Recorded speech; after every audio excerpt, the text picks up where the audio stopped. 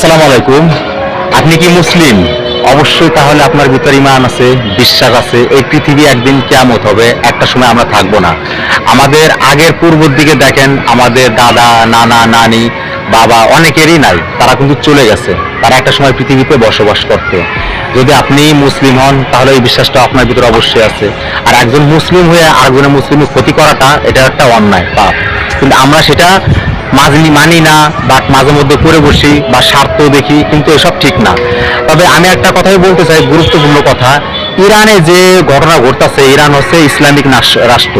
তাই সেই ইসলামিক রাষ্ট্রের পক্ষে যারা বেধর্মী যুদ্ধ করতেছে বা মানুষ মারতেছে, নির্যাতন করতেছে, নানানভাবে সমস্যা করতেছে আমেরিকা।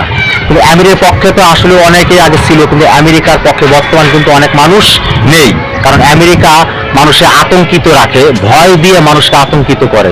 বাস্তবে আমেরিকা এখন আমেরিকার মতো রাষ্ট্র অনেক রাষ্ট্রই হয়ে গেছে। আর মানুষ বুঝতে শিখছে ভয় দিয়ে কখনো আটকায় রাখা যায় না, আর মানুষকে কখনো দমায়ও রাখা যায় না।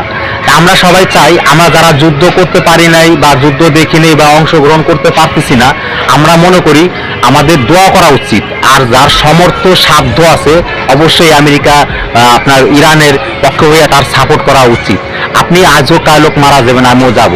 এই ভিডিওটা আপনার অবশ্যই শেয়ার করা দেওয়া উচিত, অবশ্যই একটা সুন্দর একটা গঠনমূলক কমেন্টস করা উচিত, কারণ আমরা তো একসময় থাকবোই না, তাই না? তাই ইসলামিক হিসেবে তারা যেভাবে আমাদের মুসলিম ভাইয়ের পক্ষে তারা লড়তাছে এবং আল্লাহকে ভরসা বিশ্বাস রেখে চলতেছে।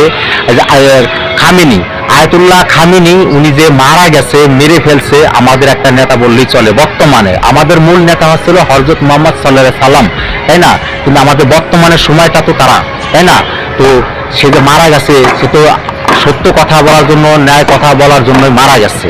তো এখানে আমাদের সবাই কি করা উচিত? সাপোর্ট করা উচিত। তারপরে তারা কিন্তু ফিরতেছে না এবং তারা যুদ্ধ এখন পর্যন্ত চালাই যাচ্ছে। আর ইসরায়েল, এটা কোরআন হাদিসের কথা, তারা সারা জীবনই এই মুসলিমের বিধর্মীভাবে থাকবে, বিরুদ্ধে থাকবে, তাদের পক্ষে কথা বলবে, মানুষ খুন করবে, হত্যা করবে, নানানভাবে মানুষের ক্ষতিগ্রস্ত করতেই থাকবে। এটা এভাবে কিছু শোনা গেছে বা জানা গেছে। তা আমরা চাই সবাই যারা যুদ্ধে অংশগ্রহণ করতে পারি নেই, যাইতে পারি নেই, এই যে তেলের নিয়ে সমস্যা হচ্ছে, হরমুজ প্রণালীতে সমস্যা হচ্ছে, এটা আমাদের সবার প্রত্যেকেরই সাপোর্ট করা উচিত, পাশে থাকার উচিত, দরকার আছে। আপনি কি করেন না করেন সেটা কিন্তু উপর আল্লাহ সব দেখে। প্রতিটা কথাই কিন্তু রেকর্ড হচ্ছে, কোরআন অনুযায়ী। কোরআন আল্লাহ পাক সূরায় বলছে যে প্রতিটা কথাই রেকর্ড হচ্ছে। একটা মানুষের সঙ্গে প্রতিদিন সব সময় আপনার 20টা ফেরেশতা থাকে, এটা গার্ডে রাখে। তাহলে আল্লাহ পাক কতটাই দয়ালু, রহমত আমাদের প্রতি রাখছেন। তা আমি মনে করি সবাই এই ভিডিওটা লাইক, কমেন্ট, শেয়ার